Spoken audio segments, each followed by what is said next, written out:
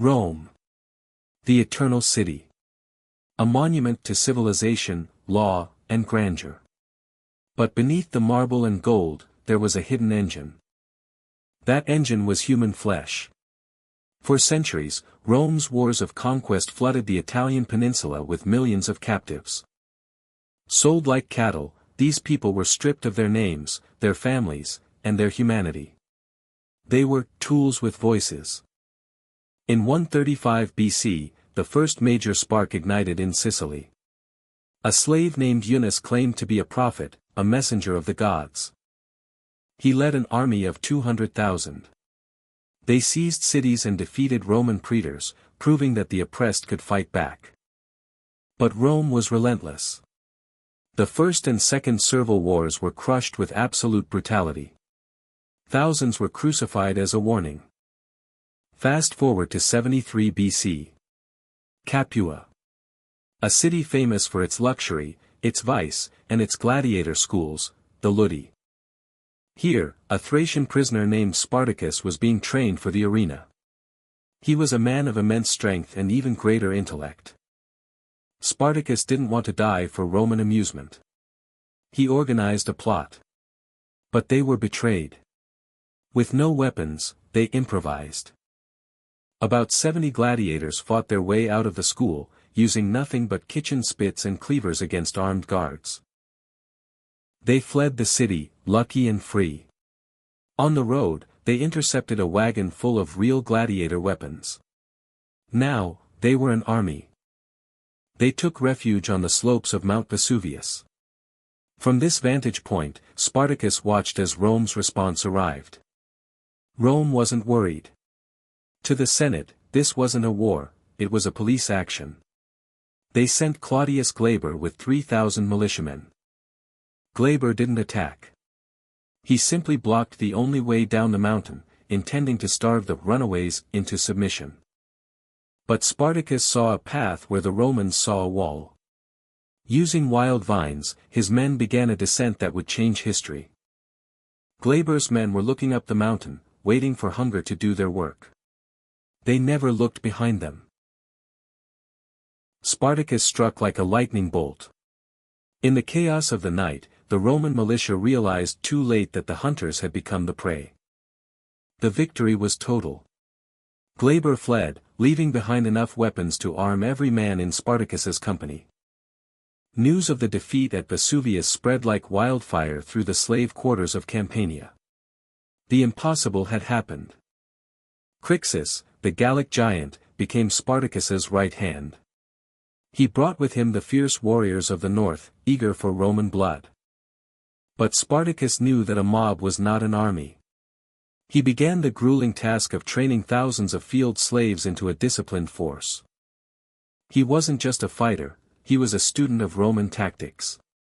He studied their formations, their logistics, and their fears. Rome finally took notice. The Senate dispatched 2 more legions under the praetor Publius Varinius. They expected an easy cleanup. But Spartacus used the terrain as his shield. He led the Romans into the rugged Apennine Mountains, where their heavy formations were useless.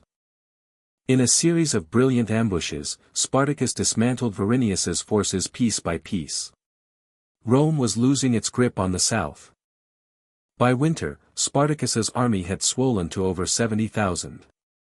They were no longer just gladiators, they were a nation in exile. But success brought friction. Crixus wanted to stay and pillage Italy, while Spartacus looked toward the Alps and true freedom. In Rome, the laughter had died. This was no longer a riot. It was a crisis that threatened the very survival of the Republic. The slaves were at the gates, and the civilized world was beginning to tremble. Spartacus looked north, toward the snowy peaks of the Alps. His dream of home was so close, yet so far. At the foot of the mountains, the rebellion faced its greatest enemy, itself. 2 leaders. 2 visions. 2 paths. Crixus and his Gauls sought revenge and Roman gold. Spartacus sought only the world beyond the mountains. They would never meet again. In 72 BC, the Roman consul Gellius Publicola caught Crixus's divided force at Mount Garganus. Rome was done playing games. The clash was a meat grinder. The Gauls fought with legendary fury, but the Roman wall of shields was a fortress that wouldn't break. Crixus fell where he fought, surrounded by his brothers. 30,000 rebels were cut down in a single day. When the news reached Spartacus in the north, a terrible silence fell over the camp. His brother was gone. His army was halved. Spartacus did not weep. Instead, he channeled his grief into a ritual that would haunt Rome's memory for centuries. He ordered 300 captured Roman soldiers to be brought forward. They weren't to be executed, they were to be entertainers. These men, once masters, were forced into the sand. They were given the very swords their victims once carried. Spartacus held funeral games for Crixus. Romans fought Romans to the death for the amusement of former slaves. It was a message to the world. Rome thought slavery was a natural law. Spartacus showed them it was just a matter of who held the sword. The Alps were now in sight. Freedom was just beyond those peaks. But then, the unthinkable happened. Instead of crossing, the army turned back. History still debates why. Maybe they felt they were too many to cross. Maybe they wanted more loot. Or maybe, Spartacus knew he couldn't leave his followers behind. As the slaves turned back into the heart of the Republic, Rome called upon its most dangerous man. The war was about to get much darker. Rome was desperate. They turned to the richest man in the Republic, Marcus Licinius Crassus. A man who measured success in gold and blood. He funded 6 entire legions with his own personal fortune. Crassus didn't just buy an army, he bought his way into history. But his troops were terrified. They had seen Spartacus destroy consuls. In their first clash under Crassus, they broke and ran. Crassus decided that if his men did not fear the enemy, they must learn to fear him even more. He revived the ancient horror of decimation. The legions were divided into groups of 10. In each group, a lot was drawn. The loser was to be the sacrifice. The chosen man was beaten to death by the 9 who were spared. It was a ritual of shared guilt and absolute obedience. Crassus watched. 500 men were slaughtered by their own friends. From that day on, his legions were a weapon of iron. Spartacus had retreated to the very toe of Italy. He was looking at the sea, hoping for a way out. But the water was a cage. He struck a deal with Cilician pirates to ferry his army to Sicily. But the pirates were as treacherous as the sea itself. They took the gold and sailed away at dawn, leaving Spartacus and 40,000 rebels stranded on the beaches of Rhegium. 40 miles of fortifications, from sea to sea. A ditch 15 feet deep, a wall 15 feet high. The rebels were boxed in. Winter arrived, and with it, hunger. Inside the cage, Spartacus's army began to starve. The dream was turning into a nightmare. Spartacus knew he couldn't wait for spring. He had to break the wall, or his revolution would end in a mass grave. On a night of a blinding blizzard, the gladiators made their move. It was time to break the cage. They didn't have time to dig. They used everything they had, brush, wood, even the carcasses of fallen horses, to fill the abyss. Spartacus led from the front. He climbed the wall not as a general, but as a gladiator returning to the arena of death. The Roman guards were huddled against the cold, believing no human could move in such a storm. They were wrong. The silence was shattered. The breakout was bloody, fast, and desperate. Every second was a fight for a new life. 1/3 of the army made it through. They left the cage behind, but they were running into a country that wanted them dead. Crassus was humiliated. His iron wall had been breached by a man he considered a mere beast. The Senate had lost patience with Crassus. They sent for Pompey the Great, Rome's most decorated hero, to return from Spain. Pompey was Crassus's greatest rival.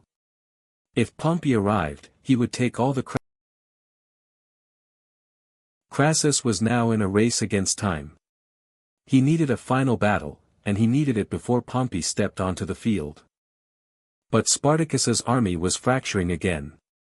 Exhaustion and fear led to another split. Thousands left his command, thinking they knew better. They moved into the hills of Lucania. This would be the final arena. The gladiators were returning to the sand, one last time. Spartacus could feel the end coming. He was no longer fighting for a kingdom or a conquest. He was fighting for a legacy. Crassus deployed 8 legions, 40,000 professional killers. They formed a wall of steel that stretched from ridge to ridge. The Silarus River. This was where the dream of freedom would meet the reality of Rome.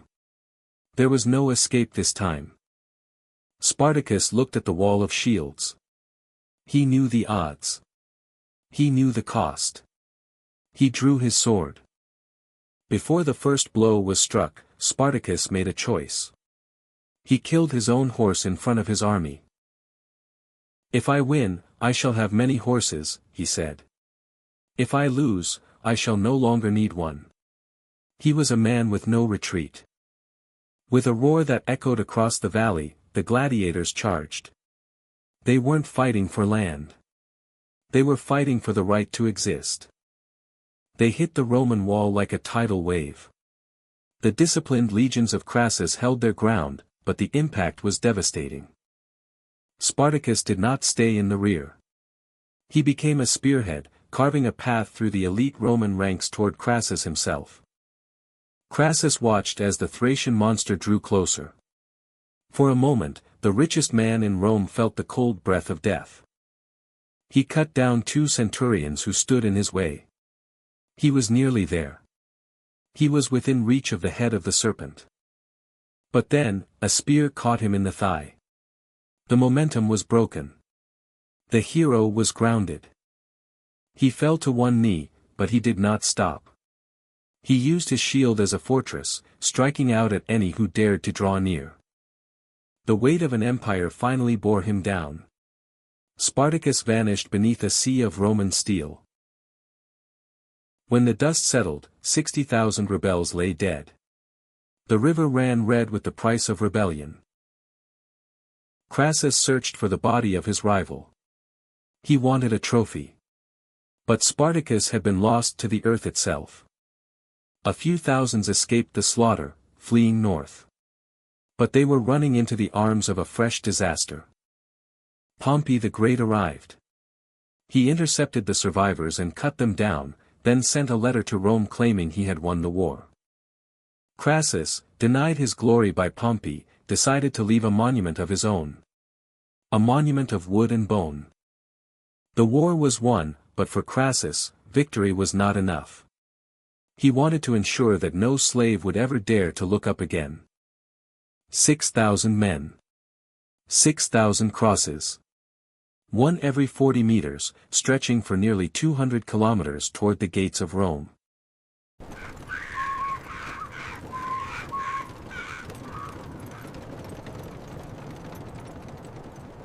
For months, travelers heading to Rome had to look into the eyes of the dying. The smell of decay became the scent of the Republic. Every house in Rome felt the shift. The slaves were quieter now, their eyes downcast. But the fear wasn't just theirs, it was the master's too. While Crassus built his road of death, Pompey returned to a hero's welcome. He claimed credit for the victory, and the people believed him. Crassus was fuming. He had spent his fortune and decimated his own men, only for Pompey to snatch the laurel wreath. The rivalry between these two generals was the final crack in the Republic. Soon, they would join with a rising star, Julius Caesar. The war against the slaves was won, but the war for the soul of Rome had just begun. The Republic was dying, crushed by its own saviors. Spartacus was dead, his body never found. But he had become something more than a man. He had become a ghost that would haunt every tyrant. His name would be invoked for the next 2,000 years, by revolutionaries in France, by abolitionists in America, and by dreamers everywhere. He proved that the desire for freedom is not a tool with a voice. It is the core of the human spirit. The crosses are gone. The empire that built them is dust. But the story of the Thracian who dared to fight back remains. I am Spartacus. We are Spartacus. Whenever someone stands up against an impossible weight, he lives again. The Third Servile War was over. The legend had just begun. The rebellion was dead, but the Republic was on life support. The generals who saved Rome were now its biggest threat. Crassus and Pompey realized they couldn't destroy each other yet. They needed a third. They needed Julius Caesar. Years later, Crassus sought a glory that gold couldn't buy. He marched 7 legions into the heart of the East. He was chasing a ghost of military genius, but in the sands of Carrhae, he found only a nightmare of arrows. The Parthian horse archers circled like wolves. They didn't charge, they simply rained down death from a distance. Their shields became pincushions. Their discipline, which had crushed Spartacus, was useless against an enemy that wouldn't stand and fight. Crassus was captured. The man who had crucified 6,000 rebels now found himself at the mercy of a foreign king. Legend says they poured molten gold down his throat. Sate yourself with the metal you loved so much, they mocked.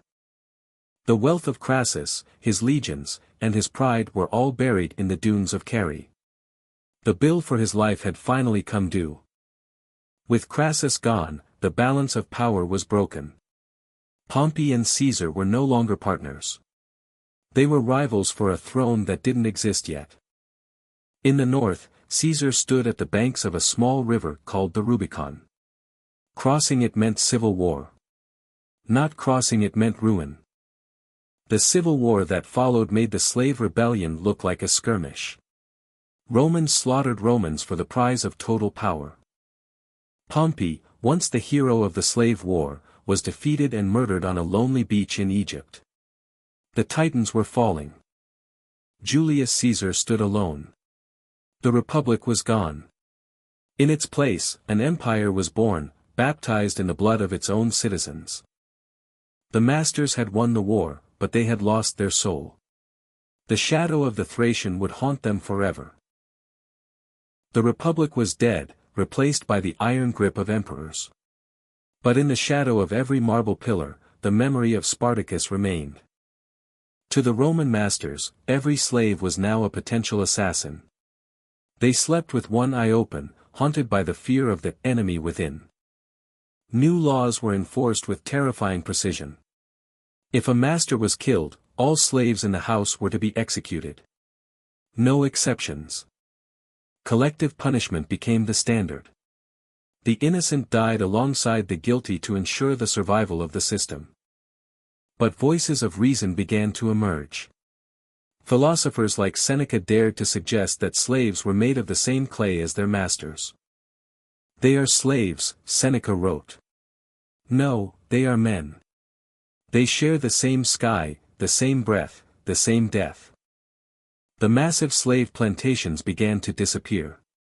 They were too dangerous. Rome shifted toward tenant farmers, the coloni. Freedom was no longer just something to be fought for, it was something that could be earned. The path to citizenship opened, slowly. But the arena remained. The gladiator was still the ultimate symbol of Roman control, and Roman obsession. Whenever a gladiator fell, the Romans cheered. But in the back of their minds, they always wondered, which one would be the next Spartacus? The story of the revolt was recorded by Roman historians. They tried to paint him as a villain, but his courage was impossible to hide. Centuries passed. The empire fell, but the struggle between the master and the worker simply took new forms. In the steam of the industrial age, his name was whispered again. A symbol for those who felt like cogs in a giant machine. Spartacus became a myth. Not because he won, but because he dared. Because he showed that a chain can always be broken. For as long as there is oppression, there will be the memory of the Thracian. The war never truly ends. For 17 centuries, he was a footnote in Roman history. Then, the world began to wake up. In the Caribbean, his spirit found a new home. The Haitian Revolution proved that what Spartacus started, could be finished. In the 1860s, the chains that Rome once forged were finally shattered across the Atlantic. The ghost of the Thracian smiled. In the 20th century, he moved from history to myth. Hollywood gave him a face, a voice, and a legend that would never die. Whenever people stand together against an injustice, they are using his language. Solidarity is the sword of the oppressed. He didn't need to win the war to win the argument. His life was the proof that the human spirit is unknowable. The names of the consuls who fought him are forgotten. Even the wealth of Crassus is just dust. But Spartacus? He is everywhere. He is the courage to say no when the world demands yes. Today, the Appian Way is a place for walks and whispers. The crosses are gone. The chains are broken. The war of the slaves ended 2,000 years ago. But its echo is the heartbeat of human rights. I am Spartacus is no longer a shield. It is a promise. A promise that no one is truly a tool. His name is written in the stars, among the brave and the free.